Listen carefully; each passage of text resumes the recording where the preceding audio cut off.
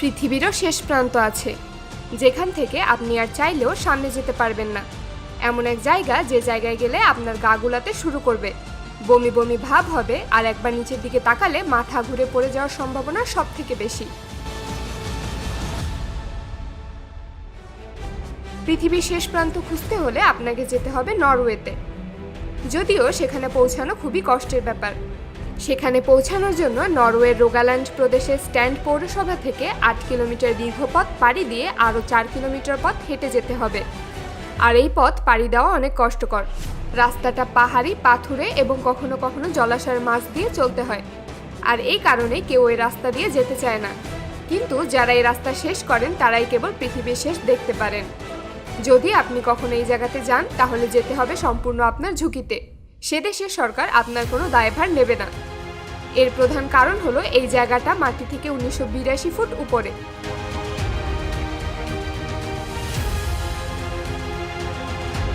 বলা হয়ে থাকে আপনি যদি পৃথিবীর শেষ রাস্তায় যেতে থাকেন তাহলে আপনি ঠিক এই জায়গাতে এসে পৌঁছাবেন, যেখানে সামনে যাওয়ার আর কোনো রাস্তা নেই।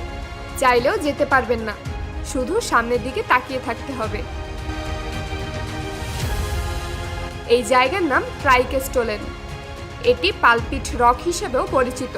প্রতি বছর কয়েক লাখ মানুষ পৃথিবীর শেষ দেখার জন্য এই জায়গাতে আসেন। আর এই কারণেই এটা নরওয়ের বিখ্যাত পর্যটন কেন্দ্র, যা মাটি থেকে প্রায় 2000 ফুট উঁচুতে অবস্থিত। সবথেকে অদ্ভুত ব্যাপার হলো সামনের এই ঝুলন্ত অংশে আপনি ফাটল দেখতে পাবেন। চারপাশে কোনো ব্যারিকেডও দেখতে পাবেন না। যে কোনো মুহূর্তে দুর্ঘটনা ঘটতেই পারে। আর ঠিক এই কারণেই পৃথিবীর শেষ দেখতে গেলে সে দেশের সরকার আপনার কোনো দায়ভার নেবে না।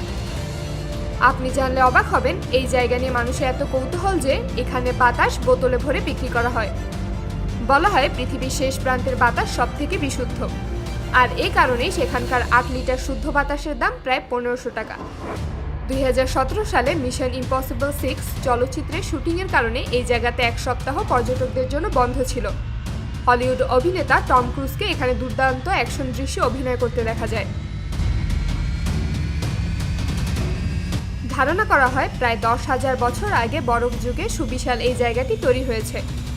অতীতে প্যাগান ধর্মের লোকেরা আত্মশুদ্ধি লাভের জন্য এখানে উপাসনা করত। 1900 সালে সর্বপ্রথম এই জায়গায় পর্যটন ব্যবস্থা চালু হয়। দুঃসাহসী পর্যটকেরা নানা রকম কর্মকাণ্ডের মাধ্যমে এখানকার রোমাঞ্চ আরও বাড়িয়ে নিতে আসে। তারা base jumping, wingsuit, rope walking, cliff hanging বা ফ্রি হ্যাঙ্গিংয়ের মতো নানান ধরনের অ্যাকশন স্পোর্টস করে থাকেন। সাম্প্রতিক সময়ে একাধিক পপ কালচারের মাধ্যমে বিশেষ এই প্রাকৃতিক জায়গাটি জনপ্রিয় হয়ে উঠেছে। আর এটাই পৃথিবীর সবচেয়ে শ্বাসরুদ্ধকর ভিউ পয়েন্ট। তবে বিজ্ঞানীরা মনে করেন পৃথিবী যেহেতু গোলাকার সেহেতু পৃথিবীর শেষ পয়েন্ট বলে কিছু নেই।